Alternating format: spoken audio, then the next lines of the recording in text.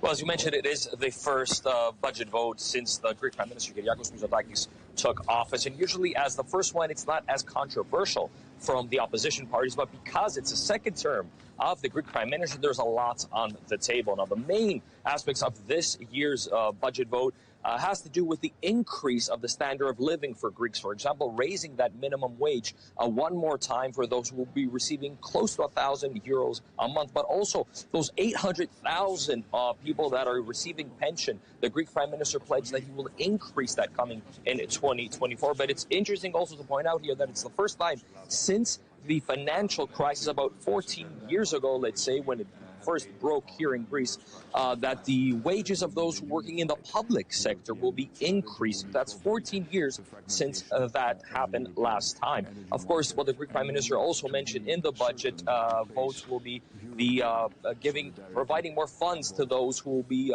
giving birth to over 2 children here in Greece, perhaps to give some incentives to those to give birth more because the country does have a problem with demographics. But also one interesting part here that we haven't seen in a very long time is the increase of national defense. So the Greek Prime Minister, along with the Minister of National Security, announced that they will increase the budget almost 50% more than they have previously for national defense.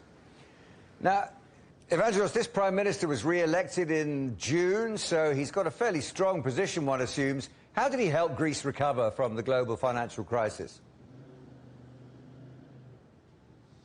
Well, since 2019, where he got elected for the first term, there's been a number of crises that not only Greece has faced, but the world. But to pin it down here to Greece, we know we had the pandemic, we had the energy crisis that was quite a big issue for Greeks here.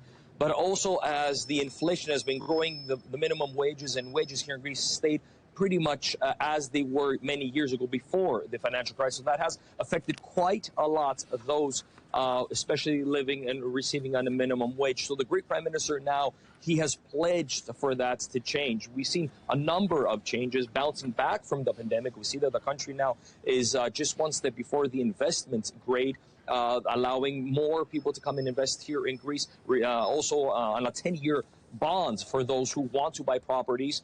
We also seen a number of foreign investments coming in, increase of tourism, but also the energy crisis that the Greek Prime Minister was able to kind of pretty much make Greece a hub for energy for the Balkans. So therefore, try to sell that off and bring in more money. And that's what we've seen so far, that since 2023, the first 9 months of 2023, when we compare it to 2022, we saw the income of in taxes from the government have almost doubled since that. So that's what the Greek Prime Minister has on his back, and that's what he will be going into this vote. The vote now will be taking place sometime in about an hour and a half from now. And just before that, the Greek Prime Minister will be speaking and giving out the statements of what 2024 is going to look like.